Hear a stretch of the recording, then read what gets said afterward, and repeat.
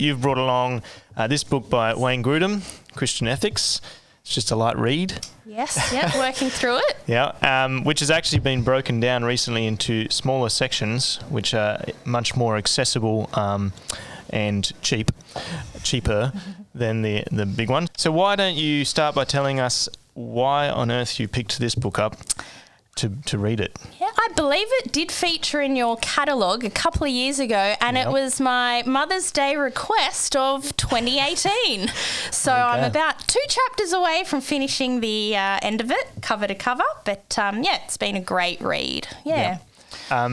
So when you saw it, what sort of made you interested in the idea of reading about ethics? Yeah, I mean, I think more than anything, it's just a matter of how you structure your thought around maybe different decisions you might have to make, from anything simple to, more complex or worrying. I mean, I think Grudem does a really good job in his kind of beginning chapters, talks about, the implications of, why should we study ethics? What's its benefit to us?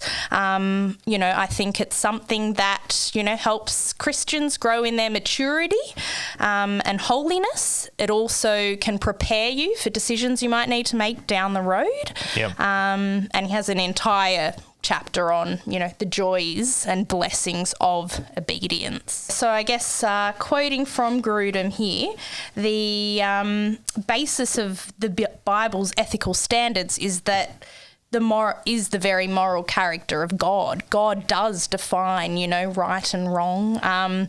Even in the Bible, you have some more tricky things to deal with, but you also see the flow-on implications of when there is sin, or a unwise or unethical decision has been made. And I think, the benefit of perspective and seeing consequences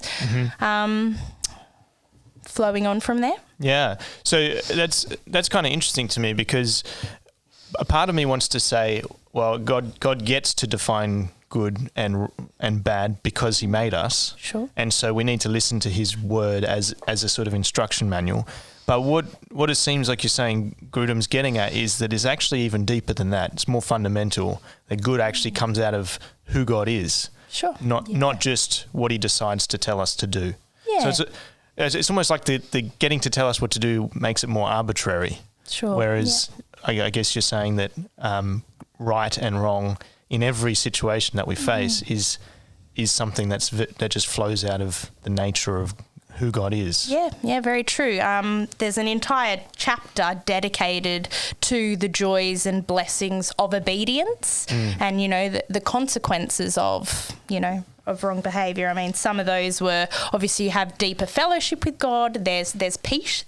I think, the fact that God grants us a conscience, and has written the law on our hearts is a wonderful thing that, does keep us, in step. I mean, we did discuss briefly the idea that, the conscience may provoke different people differently. So I think even when we're discussing, biblical concepts of right and wrong and ethics, what that will look like for two different people might be slightly different. Not that truth is by any means, relative, but your conscience can provoke you differently to others. And that's why, for one person, if your conscience is provoking you, to do the right thing is to follow your conscience.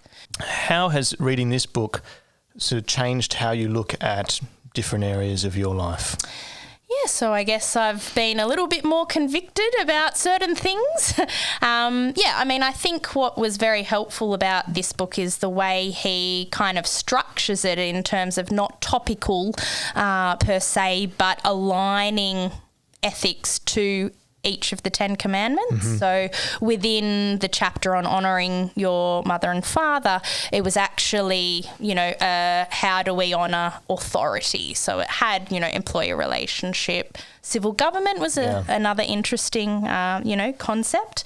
Maybe one personal example was there was a chapter on, obviously, bearing false witness and lying, but the breadth of that topic then covered a difference between, I guess, verbal action and a deceptive action per se, or a verbal lie. I'm someone, I have to admit, who doesn't have an appreciation for punctuality, and I do acknowledge that as a vice, but I guess I was somewhat convicted that as a pattern of, making a false vow that I'll meet someone and then quite disrespectfully, in a way, not honouring the promise to be somewhere at a set time, that, perhaps I am doing the wrong thing, and you can't just say, oh, sorry, I'm late or whatnot, because it is a active pattern of, deceptive behaviour.